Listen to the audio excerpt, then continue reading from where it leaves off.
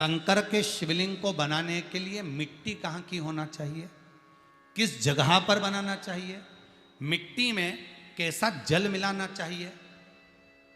जब शिवलिंग का निर्माण करें, शंकर के शिवलिंग को जब बनाएं तो सबसे पहले कैसे बनाएं, उस तक का विधान शिव महापुराण में और लिंग पुराण में कहा गया।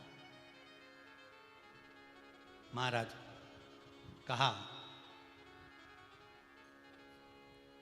क्यारे की मिट्टी हो, क्यारा मतलब समझिएगा जिस मिट्टी पर कोई गंदगी ना करी गई हो, ऐसी जगह का कोई भाग मिट्टी का लाया जाए जहां कोई गंदगी ना करे।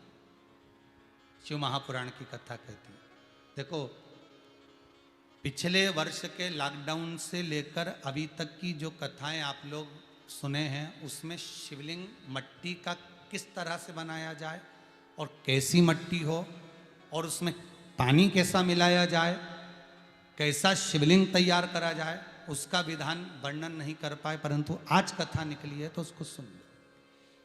क्यारे की मिट्टी, क्यारे की मिट्टी मतलब जिस मिट्टी पर कोई गंदगी ना करी गई हो, ऐसी जगह की मिट्टी को लेकर जाए और मिट्टी को लाने के बाद थोड़ा पानी का सींचन कर दें, अर्थात घर में लाएं तो उससे पहले मिट्टी को पवित्र करें। अपने घर में गंगा जल रखा हो, यमुना जल रखा हो, सरयू जी का जल रखा हो, उससे मिट्टी का सींचन कर दें। मान लो अगर ये जल नहीं भी है तो जल के अंदर थोड़ा सा इत्र डालकर मिट्टी का सींचन कर। अगर इत्र भी नहीं है तो जल के अंदर थोड़ा सा दूध डालकर मिट्टी का सींचन कर। दूध भी नहीं है तो एक बेलपत्री जल के अंदर डालकर उस पानी का सींचन कर। बेलपत्र भी नहीं है, पीपल का पत्ता डालकर उसका सींचन कर दें। पर मिट्टी पर घर में लाते से ही, ये नहीं कि मिट्टी आज लाए और तुमको शिवलिंग कल बनाना है, तो मिट्टी अगर एक दिन पहले लाए हो, 2 दिन पहले लाए हो, 4 दिन पहले लाए हो, तो उसी दिन जल का सींचन होना चाहिए। ये नहीं कि जिस दिन बनाएंगे उस दिन सींचन होगा। मिट्टी पर पानी का छींटा, सींचन भले ज़्यादा मत डालो, पर छींटा तो उस दिन लगा देना चाहिए जिस दिन घर में मिट्टी लेकर आए हो, जिस दिन लेकर। फिर भले तुम शिवलिंग 15 दिन बाद बनाओ, 8 दिन बाद बनाओ, 10 दिन बाद बनाओ, 3 दिन बाद बनाओ, पर उस समय पर मिट्टी का सींचन उस समय हो जाना चाहिए।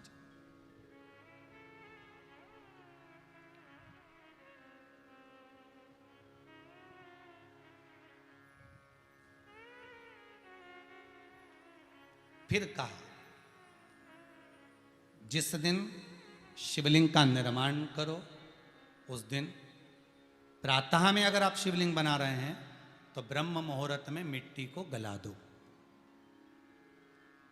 किस पानी से गलाना है उसका भी प्रमाण, उसका भी शास्त्र वर्णन करा। किस जल से गलाया जाए, शिव महापुराण की कथा कहती है अगर आपको आज शिवलिंग का निर्माण करना है, शाम को आप शिवलिंग का निर्माण कर रहे हो, तो अपने पानी का जो मटका होता है, हंडा होता है, रसोई घर में जहां पानी भर कर रखते हो, उसके नजदीक में एक कलश जिसमें अलग से ताजा जल भरा जाए और उस पर प्लेट ढकी हो और उस पर एक चावल का दाना रखा हो, उस जल को लेकर आओ।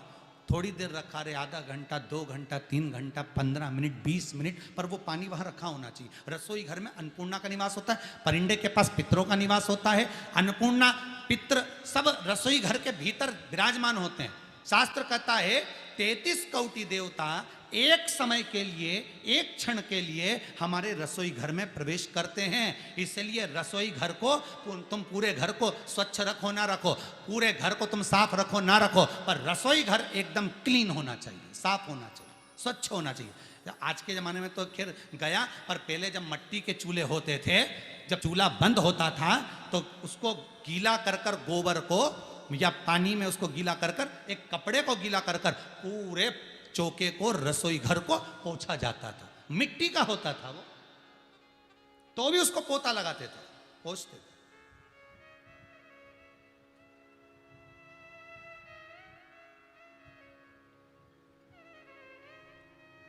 तो पहला क्रम है पार्थिव शिवलिंग का निर्माण।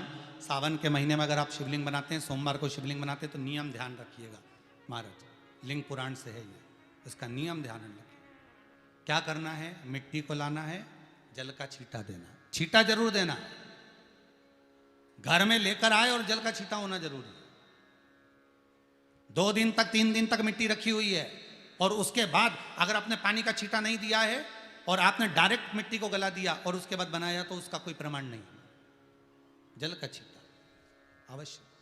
फिर उसको रख दें, 15 दिन बाद बनाओ, 4 दिन बाद बनाओ, 3 दिन बाद बनाओ, 2 दिन बाद बनाओ। शिवलिंग जब बनाओ तब उस मिट्टी को, जो कलश आपने रसोई घर में रखा है चावल का दाना रखकर प्लेट के ऊपर, अर्थात उस कलश का जल उस मिट्टी में थोड़ा सा डालिए। क्यों डाला जाता है उसका भी भाव वर्णन किया है। अब भविष्य पुराण, स्कंद पुराण और अग्नि पुराण, इन तीनों से ले लिया गया।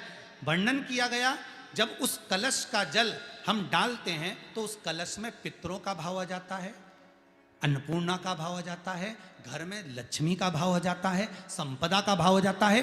पूरे 24 घंटे के अंदर एक क्षण के लिए रसोई घर में 33 कोटि देवता आते हैं, तो वो देवता का सारा भाव उस कलश के अंदर आ जाता है। और वो जल जब हम उस मिट्टी में मिलाते हैं तो गंगा, यमुना, सरयू, सरस्वती, ये 33 कोटि देवता में, तो इन सब का आनंद उस जल में आ जाता है। और वो जल जब हम मिट्टी में मिलाते हैं तो मिट्टी पवित्र हो जाती है, स्वयं कैलाश अधिपति को स्वीकार करने के लायक हो जाती है, निर्मित करने के लायक हो जाती है।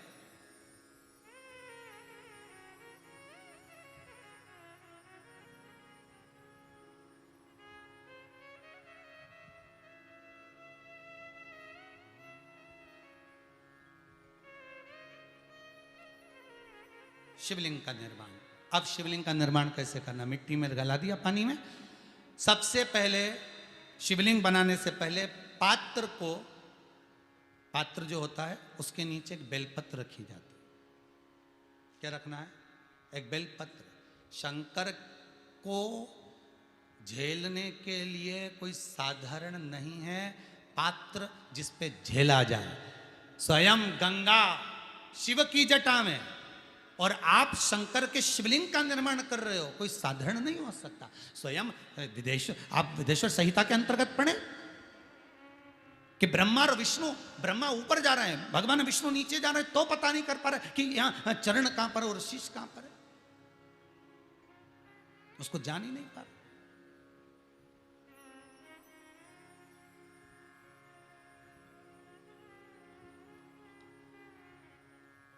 बस एक बेलपत्र,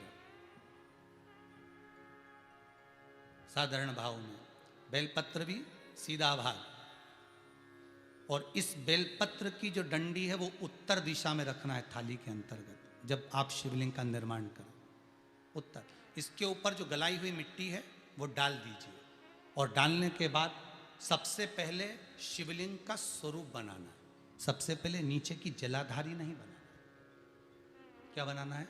शिवलिंग का स्वरूप बनाना। बनाने के बाद उसी शिवलिंग के पास में और मिट्टी डाल लीजिए, फिर जलाधारी का निर्माण करिए। फिर जलाधारी,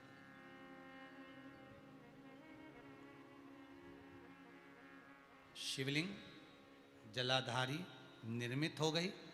शंकर जी का संपूर्ण परिवार शिवलिंग में रहता है, आपको पहले भी कहा। भगवान भूत अधिपति भूतेश्वर, भगवान शिव का संपूर्ण परिवार शिवलिंग में, पहले भी कथा में कहा, आज फिर आपको वर्णन कर देते हैं। जैसे ये जलाधारी है गोल, ये चरण है, ये शिवलिंग है।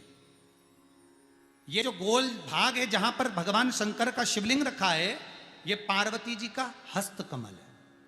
जहां से पानी नीचे गिर रहा है, इसके राइट भाग में श्री गणेश जी का स्थान, लेफ्ट भाग में श्री कार्तिकेय जी का स्थान।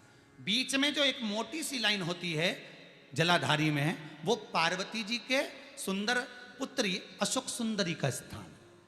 शंकर जी के ऊपर जो तिकोनी रखी रहती है, उसके ऊपर से जो जल बूंद बूंद नीचे गिरता है, ये जो पानी बूंद बूंद नीचे गिरता है, या आप कलश से जल चढ़ाते हो या आप श्रृंगी से जल चढ़ाते हो, तो ये जो पानी गिर रहा है, ये शंकर भगवान की 5 पुत्रियां, जया, विषहरा, शामरी बारी, दोतली और देव, ये शंकर जी की 5 बेटी, 5 पुत्री। कार्तिकेय भी है, गणेश भी हैं, अशोक सुंदरी भी है, शंकर जी की 5 बेटियां भी हैं, शंकर भी है और पार्वती भी। अर्थात शिव जी के परिवार में आपको गणेश जी की पूजन अलग करने जाने की जरूरत नहीं पड़ेगी, शंकर के परिवार में पार्वती जी की पूजन अलग करने जाने की जरूरत नहीं पड़ेगी, कार्तिकेय की पूजन अलग जाकर करने की जरूरत नहीं है। शंकर का परिवार शंकर के शिवलिंग के साथ में उस जलाधारी में संपूर्ण परिवार शंकर का विराजमान है, संपूर्ण परिवार, कुछ भी नहीं, संपूर्ण और पूरा परिवार है महाराज।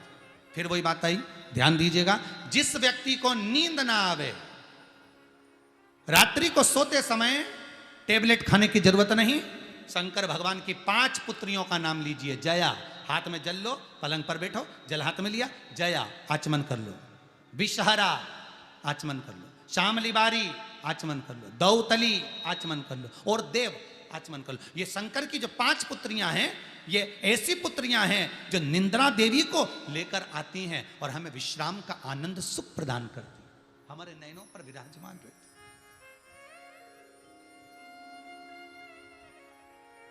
हाँ, यदि विवाह नहीं हो रहा, शादी नहीं हो रही है, बहुत समय से लगन देख रहे हो, शादी नहीं हो रही, बहुत समय से परेशान हो गए कि विवाह ही नहीं हो रहा, हम तो टेंशन में पड़ गए, लड़की 28 साल 30 साल का लड़का हो गया, विवाह नहीं हो रहा, कुछ मत करो।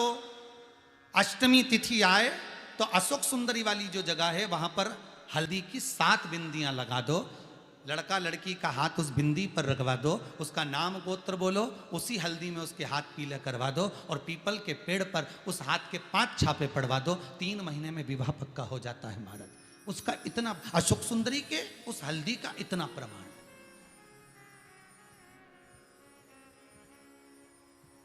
3 माह के अंतर्गत विवाह नक्की होगा। इतना इतना प्रमाण है महाराज। भगवान शिव की आराधना का कोई साधारण फल है महाराज।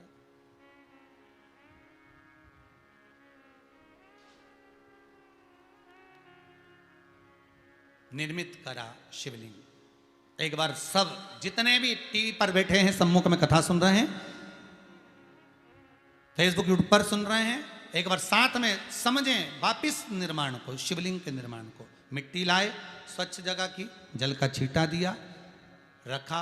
जब शिवलिंग बनाया तो 1 कलश पानी पहले से 2 घंटा, आधा घंटा, 15 मिनट, 20 मिनट पहले उसको रख दिया, उसी पानी से उसको गीला करा। गीला करने के बाद उसका निर्माण सबसे पहले बेलपत्री, बेलपत्री के ऊपर मिट्टी, मिट्टी के ऊपर रखकर शिवलिंग का निर्माण, फिर जलाधारी का, जलाधारी का निर्माण और शिवलिंग का निर्माण पूर्ण होने के बाद में फिर बाबा का सुंदर भाव से आप श्रृंगार करें, अभिषेक करें, पूजन करें।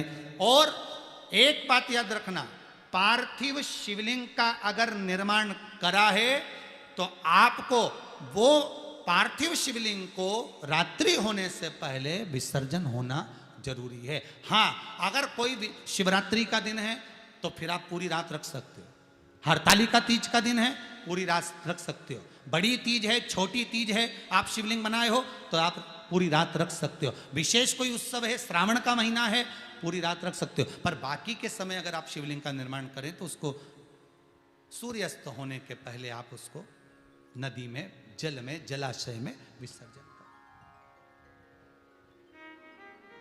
बहुत ध्यान दीजिएगा, विसर्जन करते समय जब आप विसर्जन करें, पानी में अपने पात्र को, शिवलिंग को जब छोड़ें, उस समय पर ध्यान दीजिएगा कि शिवलिंग की जो जल की धार है, जिसका उत्तर की ओर जो जल की धार होती है, विसर्जन करते समय वो जल की धार अर्थात वो उत्तर का भाग हमारी ओर होना चाहिए और थाली इस तरह से पकड़ें कि वो भाग हमको जब डालें तो वो भाग हमको दिखे, थोड़ा सा नजर आए पानी में डालते समय। और जब वो थोड़ा भाग दिखता रहे, और जिस लिए आपने शिवलिंग बनाया, जिस कामना से आपने शिवलिंग बनाया है, वो कामना उस भाग को पानी में देखते देखते बोल दीजिए, वो कामना पूर्ण हो जाती है। इसको कहते हैं पार्थिव शिवलिंग का निर्माण करना और उसकी आराधना करना, उसकी आराधना। कई लोग करते हैं, बना भी लेते हैं, पूजन भी करते हैं, और कई बार कहते हैं हमारा काम नहीं, तो उसमें भगवान का दोष नहीं है, दोष अपना। देखो, आप आए नहीं, सुबह हो गई, मेरी पूजा की थाली धरी की धरी रह गई। क्यों नहीं आए, किस लिए नहीं, वो हमें देखना।